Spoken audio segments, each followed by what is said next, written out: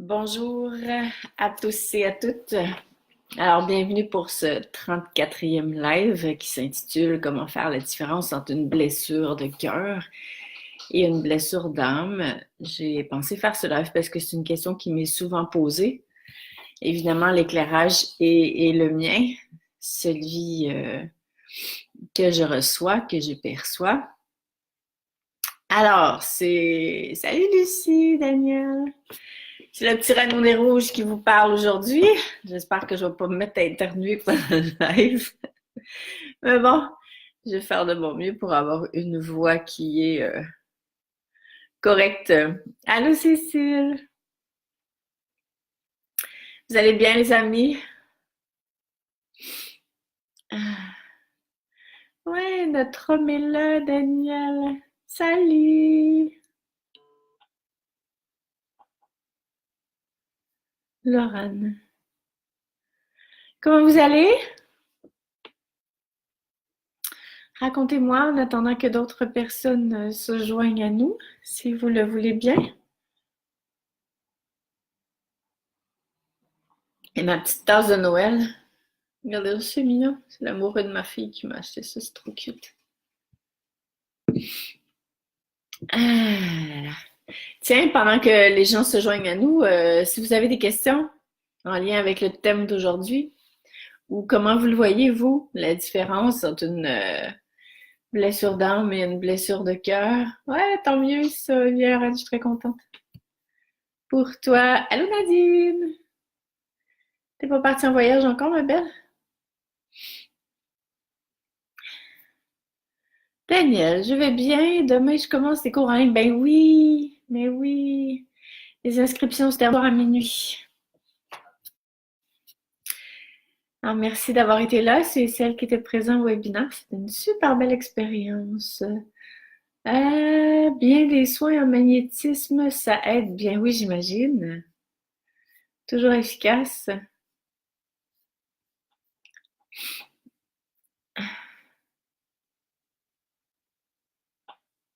C'est quoi les petits points d'interrogation?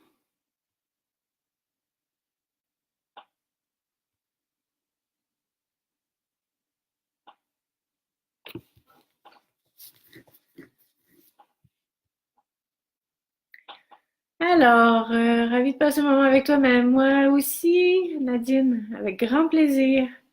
Colette, salut ma belle amie. C'est cool. Toujours un bonheur de vous retrouver. La semaine prochaine, ce sera depuis chez Colette que je vais vous retrouver. En France. 12 février départ. Ah ouais. D'accord. Salut Marie.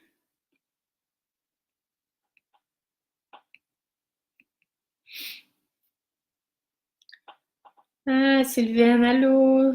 Toi aussi, t'es enrhumée, ma belle, hein?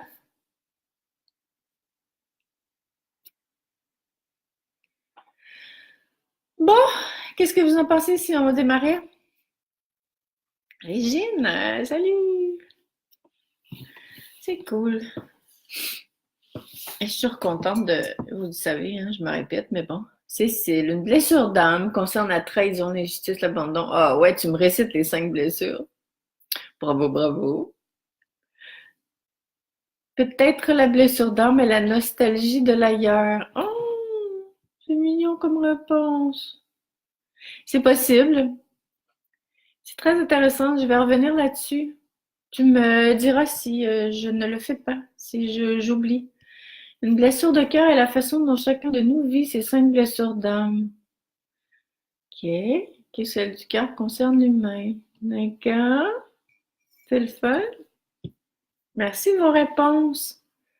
Sylvaine, je verrai les blessures d'âme en lien avec l'héritage des vies antérieures. Ouais, j'ai l'impression que je vais vous confirmer bien des choses. On est d'accord de se dire que l'idée, c'est pas de trouver la vérité, comme d'habitude, hein, vous le savez. C'est plus d'éclairer les chemins et de rassurer la route des gens parce que je me rends compte que c'est pas toujours clair. Puis souvent, Beaucoup de personnes se questionnent par rapport à eux-mêmes, se remettent en question. Et avec un éclairage comme ça vient rassurer, bien sûr, le reste de la transformation nous appartient, mais au moins, ça pourra éclairer. Alors, on y va. C'est parti, mon kiki. Donc, premièrement, pour moi, une blessure de cœur, une blessure d'amour humaine, comme vous disiez bien tout à l'heure. Pour moi, ce sont les blessures qui sont causées par notre humanité.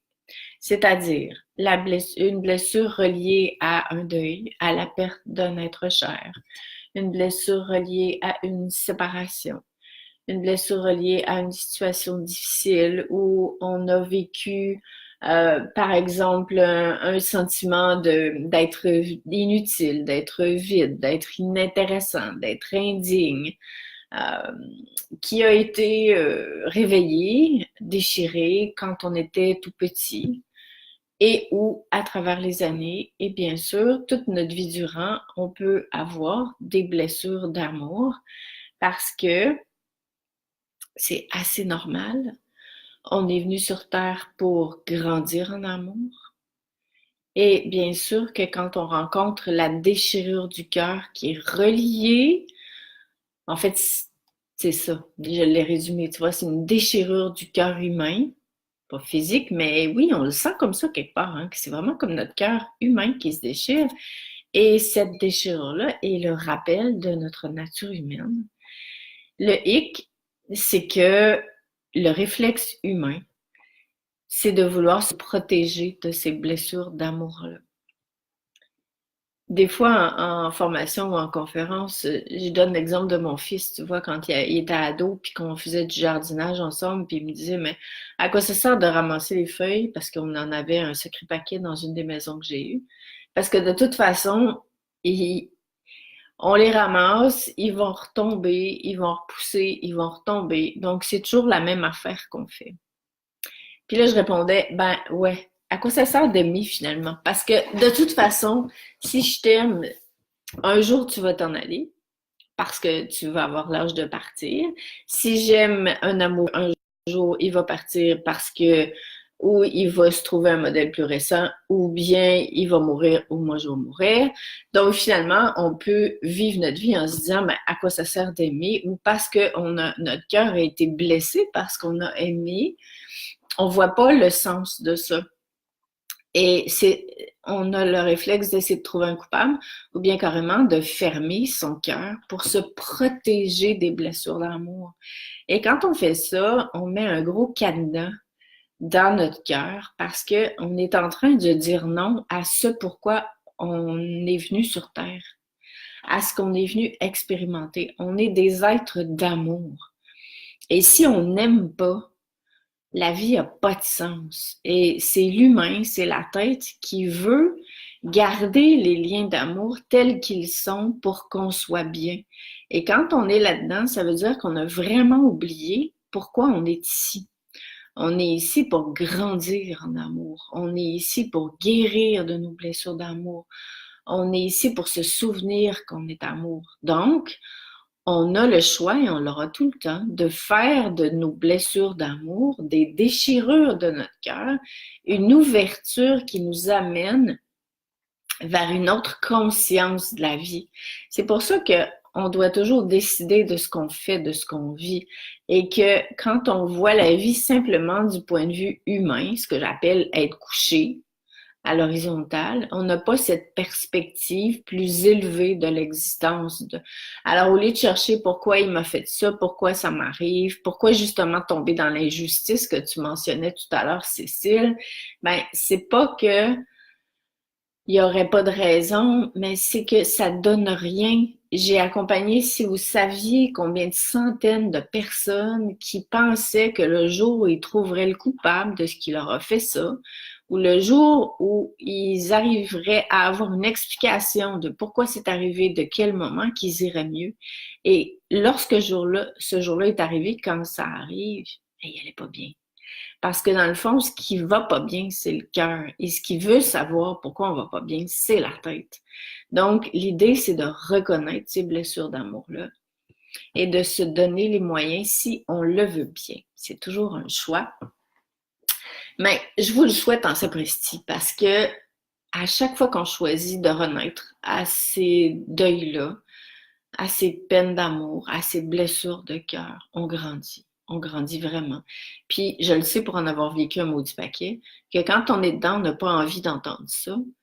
Mais, et pourtant, ben, ça marche. Ça marche, c'est sûr. Et bien sûr, j'ai écrit quelques livres qui donnent des témoignages de transformation, j'allais dire de transformation possible, c'est pour ça que j'ai hésité, mais c'est plus fort que ça. C'est vraiment des transformations qui nous font grandir, qui font en sorte que quand on arrive après, on se dit, c'est vrai que ça a été difficile, mais si ça n'avait pas été de ça, je ne serais pas ce que je suis aujourd'hui. Je ne toucherais pas à ce que je touche aujourd'hui. Et la tête ne pourra jamais savoir ce que ça va me donner à l'avance. Ça, c'est pas évident pour nous les humains parce qu'on voudrait avoir des garanties de pourquoi je me taperais tout ça, parce que c'est pas facile d'aller à la rencontre de cette déchirure-là. Mais ce que j'aurais envie de vous dire, c'est que c'est encore plus difficile de pas le faire parce qu'on porte cette souffrance-là. Et bien sûr que notre vie continue d'être teintée d'une perception d'injustice. Et là, dans ce cas-ci, je le précise, c'est nous qui créons la perception d'injustice. Donc, l'injustice peut aussi venir de ce qu'on fait dans cette vie-ci, de nos blessures de cœur. J'aimerais ça que vous compreniez bien ça. Toutes les 5 blessures que Cécile a énumérées magnifiquement bien tout à l'heure, les blessures dont Lise Bourbeau a beaucoup parlé, ce ne sont pas nécessairement des blessures qu'on amène d'ailleurs. Ce sont aussi des blessures qu'on se crée soi-même. Je sais que c'est fort ce que je viens de dire là, mais la blessure d'injustice va venir de ce que je fais, de ce que l'autre m'a fait. Si je choisis de ne pas vivre en conscience, si je choisis de vivre en conscience, parce que je le répète, même si je tiens quelqu'un coupable de ce qui m'est arrivé, ça ne va pas me faire aller mieux. Ça va juste me laisser croire que c'est pas juste. Ça va juste me donner des sujets de conversation, une raison de détester ce qui se passe, d'être en colère, de me révolter. Et pendant que je m'occupe à faire ça, parce que c'est vraiment ça, c'est une manière de m'occuper pour ne pas rencontrer ma blessure. Et peut-être que j'en ai besoin pour un certain temps. Mais à un moment donné, si je veux vraiment faire quelque chose de ce que je vis, l'idée, c'est de m'élever, de voir ça d'une autre manière et de rencontrer cette blessure-là. Et ça, les étapes, j'en parle dans mon bouquin Faire son deuil. Et ces étapes-là, ce sont celles que j'ai transformées, rencontrées, et ce sont celles qui m'ont permis vraiment de toucher à autre chose de l'intérieur. Et ce sont celles aussi que je partage et que j'enseigne depuis des années. Donc, on est d'accord de dire que je pourrais aller super loin dans ce sujet-là. Si vous avez des questions, des commentaires, allez-y. Maintenant, je vais faire un ricochet vers les blessures d'âme. Alors, je disais que les 5 blessures, l'abandon, le rejet, l'injustice, l'humiliation, la trahison, on peut se les créer soi-même à partir de ce qu'on fait, de ce qu'on vit. On peut aussi avoir choisi de les transformer dans cette vie-ci. C'est-à-dire que ce peut être des blessures que mon âme porte. Ça veut donc dire que ce sont des situations comme celle que je viens de nommer, par exemple, que j'ai vécues dans d'autres vies. Et que dans mon plan de vie, dans mon plan d'âme, je me suis dit, dans cette vie-ci, je guéris, par exemple, en profondeur ma blessure d'injustice. Si j'ai décidé ça dans mon âme, parce que c'est un choix, ça aussi. Vous vous rappelez, pour ceux qui me suivent depuis un petit bout, là, quand on est assis en haut à la table à café avec le bon Dieu, là, puis qu'on se dit, OK, dans cette vie-ci, celle-là, je vais la régler parce que ça fait 43 vies que je la traîne, ça suffit. Il faut bien rire un peu. Alors, ce qui va arriver, si j'ai choisi, je ne me souviens plus laquelle j'ai dit, là, je pense si j'ai choisi de guérir en profondeur ma blessure d'abandon. Là, ce qui va arriver, c'est que je vais rencontrer des situations qui me font vivre l'abandon. Et je vais faire vivre peut-être l'abandon à quelqu'un d'autre. Ce que ça veut dire, c'est que le thème de l'abandon, il va être au cœur de ma vie. Le piège, c'est la même chose. C'est si j'essaye de rationaliser la blessure d'abandon, si j'essaye de trouver qui est le coupable en l'autre ou en moi, ben ça va pas donner grand-chose. Et comment je fais pour savoir que j'ai amené ça avec moi? Généralement, c'est parce que ça n'a pas de lien avec ce que j'ai vécu en tant qu'humain ou c'est disproportionné avec ce que je vis. C'est-à-dire que la personne, elle va dire, mais comment ça se fait que je réagis aussi fort que ça? Je comprends pas. Pourquoi ce bouton-là, par exemple, de la blessure d'abandon, il se réveille avec autant de puissance? Pourquoi émotivement ça me fait tant réagir? Pourquoi ta. Donc, d'habitude, c'est une blessure d'âme.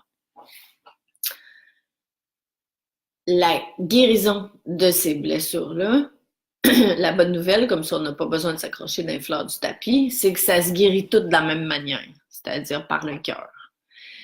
Toutes les blessures d'amour, qu'elles soient des blessures d'âme, qu'elles soient des blessures humaines, elles se guérissent par le cœur en lien avec le grand cœur divin. Ce que je veux dire, c'est en lien avec l'amour divin, c'est-à-dire la forme d'amour la plus élevée, la plus puissante, la vibration d'amour qui permet la transmutation de ce genre de blessure-là.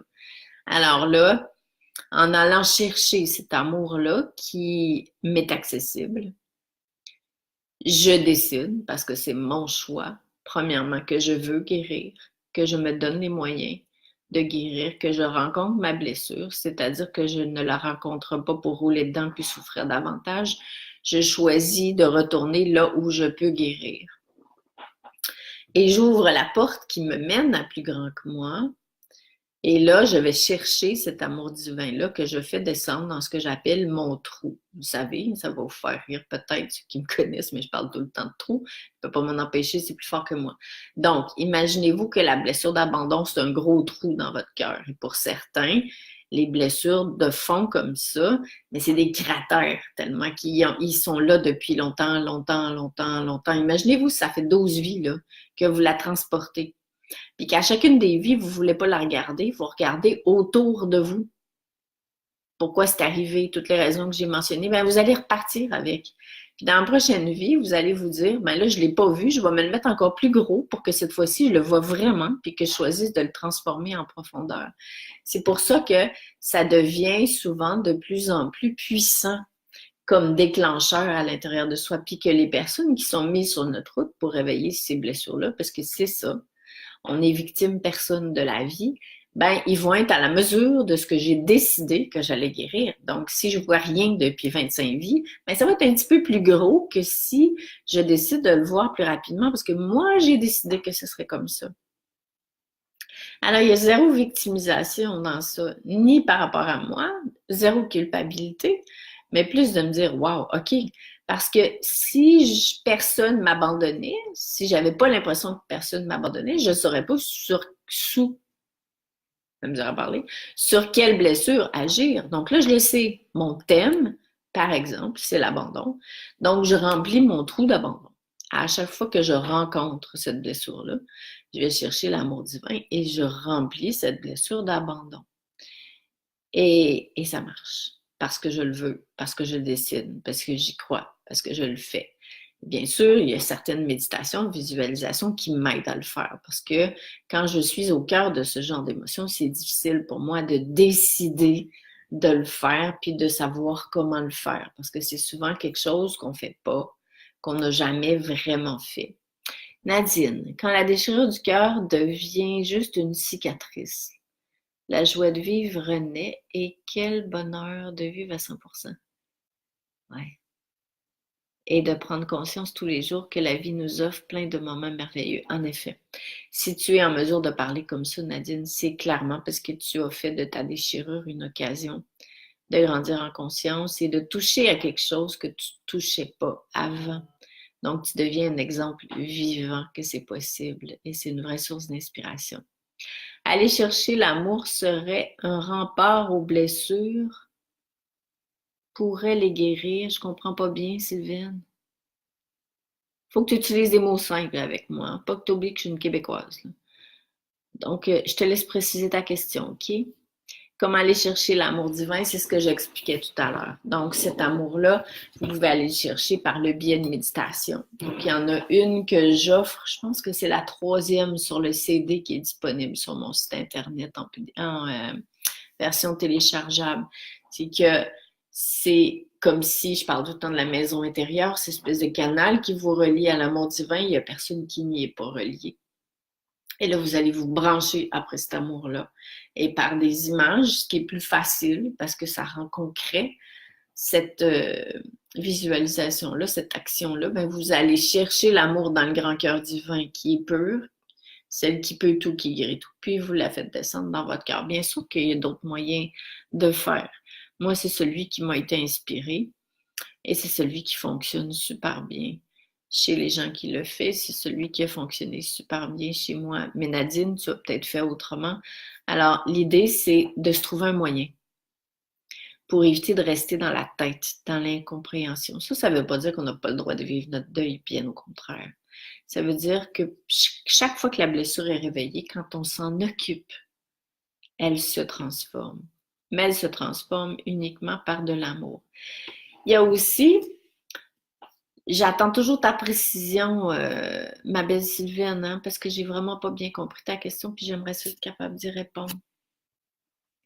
Donc, un autre élément aussi que je voulais amener, c'est qu'il y a des mémoires d'âme qui se réveillent. Et peut-être que ça va faire un lien avec ce que quelqu'un exprimait tout à l'heure. Par exemple, les personnes qui, dans certaines vies, étaient au service de l'amour, de par les soins avec les plantes, celles qu'on a traitées de sorcières. Là. Puis d'ailleurs, ça arrive encore dans celui-ci. Mais toutes celles qui ont été lapidées, enfermées, rejetées parce qu'elles étaient croyantes, parce qu'elles travaillaient avec tout ce qui était parallèle, parce que ça, l'âme a gardé en mémoire ce genre de truc-là. Et souvent, ça peut être éveillé si vous choisissez de suivre un élan en lien avec votre chemin de vie et que tout à coup, la peur de ce qui vous est arrivé se réveille, mais au niveau cellulaire.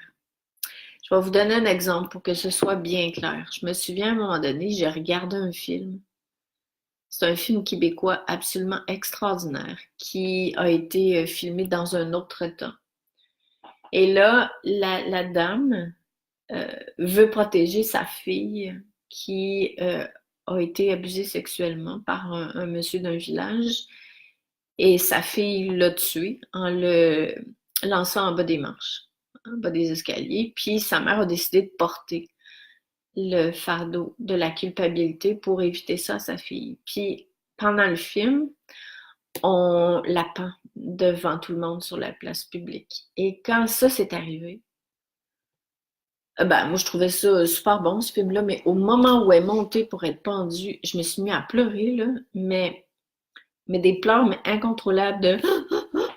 Puis j'étais un gros 10 minutes comme ça, puis je me souviens, j'étais avec mon copain de l'époque, il me dit, mais qu'est-ce que tu as? Mais j'ai aucune idée, mais je suis sûre que j'ai vécu quelque chose qui a un lien avec ça. Alors, souvent, ces mémoires-là, ils sont réveillés, c'est normal. Et c'est important d'en prendre conscience, justement, de réaliser que c'est pas moi qui ai un problème. C'est que c'est peut-être mes cellules qui portent des mémoires qui font en sorte que c'est difficile pour moi d'aller de l'avant dans un chemin de transformation.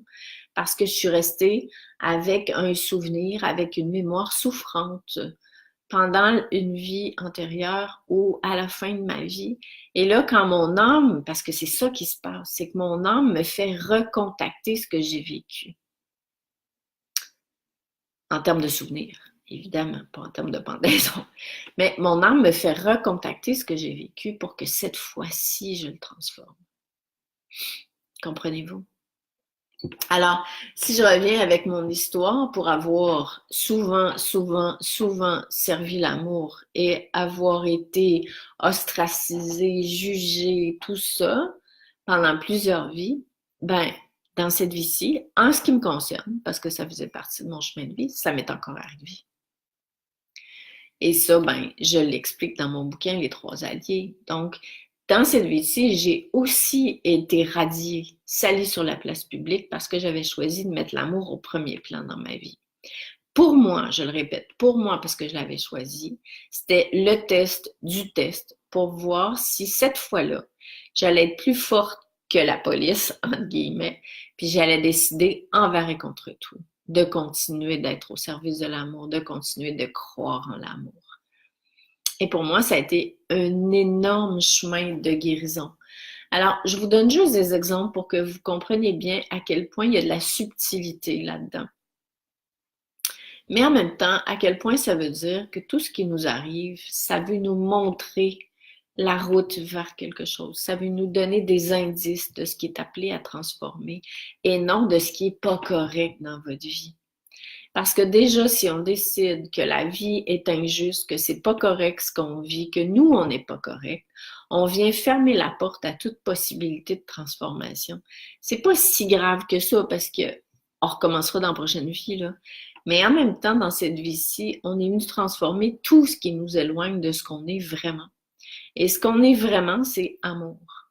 Donc, c'est normal qu'on rencontre tout ce qui nous éloigne de l'amour. C'est sûr qu'on va le rencontrer parce qu'on ne peut pas transformer quelque chose qu'on n'a pas rencontré. Donc, c'est à nous de maintenir le cap. Et c'est pour ça que tout ça dans sa maison, c'est pas toujours évident parce qu'on ne le voit pas nous-mêmes. Il y a des choses qui vont pouvoir être mises à jour par d'autres personnes, comme quand, par exemple, j'anime les stages pour guérir son âme. Ben, c'est une de mes missions, c'est d'aider la personne, pas à rationaliser, mais à voir un petit peu plus clair dans ce qui est arrivé, si on me le permet. Et quand on me le permet, je le vois. Et aussi pour transmuter au niveau cellulaire cette énergie que portent les cellules pour aider à activer le processus. Ça ne veut pas dire que je le fais à la place de la personne. Je me rends compte plus que jamais dans les dernières semaines à quel point c'est difficile de se prendre en main, qu'on aimerait ça, qu'en allant voir quelqu'un, ça se fasse à notre place et ça n'arrivera jamais. Donc oui, il y a des facilitateurs, oui, il y a des gens qui peuvent aider, faciliter, activer toutes ces mémoires, pas activer toutes les mémoires, mais activer la guérison de toutes ces mémoires-là, aider à les déloger, donner des outils pour continuer de les outiller, permettre de voir plus clair. Mais le vrai travail de fond, celui qui sera toujours le seul qui va vraiment permettre la guérison, c'est de notre cœur au grand cœur divin. Il n'y aura jamais d'autre façon de guérir parce que tout le monde est fait comme ça. Alors l'idée, c'est vraiment, puis c'est un sacré gros défi de s'en souvenir quand on va pas bien. Alors, pas évident quand on ne le ressent pas. Je suis pas sûre que je comprends, Lucie. Quand on ressent pas l'amour divin? Ben non. Quand on commence à aller chercher cet amour-là, on va pas le sentir. Pourquoi on le sent pas? Parce qu'il y a plein de crottes entre nous et cet amour-là divin et c'est difficile de le sentir. Et c'est ça la vraie foi. Et c'est ça décider de vouloir aller mieux. C'est décider que ça existe. Même si mon humain ne le sent pas, ça existe. C'est très intéressant ça. C'est super comme question. Merci, Lucie. Parce que c'est ça pour tout le monde, ma belle. C'est pas juste toi qui as un problème. C'est vraiment ça pour tout le monde. Au début, on ne le sent pas. Et plus on dégage qui nous en éloigne, plus on la ressent, cette vibration. Parce que c'est nous. Mais c'est nous, plus en lien avec ce qu'on est de plus grand et de plus beau, c'est-à-dire notre âme, et avec ce qu'est la puissance de l'amour divin. Et ça se fait une étape à la fois. Mais si on fait rien pour s'en rapprocher, il n'y arrivera jamais rien. Et même si on va consulter les énergéticiens les plus extraordinaires du monde, je l'ai dit tout à l'heure, ça va aider parce que je travaille avec les énergies, je le sais que ça aide. Mais ça ne pourra pas vous aider à vous à le sentir plus quand vous êtes arrivé chez vous. Parce que ça, c'est votre job, c'est votre travail de faire ça. Et ça, c'est un gros défi. Sylvaine, Pour guérir nos blessures, il faut aller chercher l'amour et c'est suffisant. Oh, ma belle, il faut même pas aller le chercher. Il faut ouvrir la porte pour que ça descende. L'amour divin, il est accessible pour tous les êtres humains de la Terre. Mais on nous a tellement enseigné qu'il fallait le mériter. Et c'est de ça dont je parlais beaucoup dans mon webinaire. On a tellement enregistré dans nos croyances qu'il faut mériter l'amour, qu'on n'est pas digne. Souvenez-vous, je le répète tout le temps, mais cette maudite phrase-là de je ne suis pas digne de te recevoir, ben on a été marqué au fer rouge par ça. L'amour divin, on n'a même pas à aller le chercher. On a à ouvrir le chemin, à y croire, à le vouloir, à l'activer et il va descendre. C'est comme ça que ça marche. Nadine, on est responsable de ce qu'on vit, mais on n'est pas coupable. Non, on n'est pas coupable. Et ça, c'est facile de se culpabiliser. Puis quand on ça fait aussi partie de notre société qu'il peut arriver qu'on se fasse culpabiliser. Donc, c'est à nous de se soutenir entre nous. Lucie, oui, pareil pour moi. Ben oui, c'est pareil pour tout le monde. On se décourage parce qu'on le sent pas. Mais il faut continuer. Il faut continuer parce que c'est pas parce que vous le sentez pas que c'est pas là. C'est juste parce qu'il y a plein d'affaires entre vous et ça. Et si vous les dégagez pas, vous allez jamais le sentir. Mais l'idée, c'est d'être content d'être en chemin vers ça. Pas d'être content de le sentir aujourd'hui. C'est de se dire, wow, je l'ai fait. J'ai choisi de vivre en conscience. J'ai choisi de me donner les moyens. J'ai choisi d'y croire. Yes! Pas je le fais puis oh mon Dieu, mais je le sens pas après. Ben non. Parce que là, c'est le mental qui vient vous jouer dans la tête en disant que tu devrais le sentir tout de suite. Non, ça marche pas comme ça. La transformation, elle se fait graduellement. Et le bonheur, c'est de vivre conscient. Et ça, pour celles d'entre vous, ceux d'entre vous qui se sont inscrits à la formation, on va en parler davantage, de voir comment ça fonctionne. Mais c'est accessible à tout le monde. C'est en effet une vraie profession de foi, carrément. Mais en même temps, qu'est-ce qu'on choisit? Est-ce qu'on choisit de faire de notre vie une occasion de décider d'y croire, de vivre comme si c'était vrai? Parce que croyez-moi, ça marche. C'est à ça que ça sert les témoignages. C'est de montrer qu'il y en a d'autres qui l'ont fait avant nous, puis qui y sont arrivés. Donc tu fais, ah ouais, hein? OK. Ma tête a de la misère à y croire, mais si ces centaines de personnes-là l'ont fait, Nadine en est un exemple, j'en suis un exemple, tous ceux qui en ont dans mes bouquins en sont des exemples, eh ben tu te dis, ben, ça doit marcher. Ben finalement, qu'est-ce que j'ai à perdre? Parce que si je mourais l'année prochaine, la semaine prochaine, dans 2 ans, je sais pas trop, puis que je l'ai pas fait, ben ça fait chier de partir puis de dire, je suis passée à côté parce que je voulais des preuves que ça marche. C'est ma tête qui veut des preuves. Alors, voilà ce que j'avais envie de vous partager, mes amis d'amour, aujourd'hui. Donc, le prix à gagner de le faire est pas mal plus intéressant que le prix à payer de ne pas le faire. Là où l'accompagnement est vraiment utile, comme ce qu'on fait aujourd'hui entre nous, avec des outils, comme ce qu'on fait dans les stages, c'est pour nous soutenir, pour nous montrer où est-ce qu'on est en train d'avoir trop le nez collé sur l'arbre, pour nous outiller, toujours avec beaucoup d'amour. Ne vous laissez pas parler sans bienveillance. Quand on travaille avec la transformation des blessures d'amour, on travaille avec bienveillance. Rappelez-vous, c'est l'amour qui guérit. Donc, on guérit pas des blessures d'amour en bousculant les gens, en créant de la résistance, en disant tu devrais faire ça, tu devrais pas faire ça, il faudrait que tu agisses comme ça.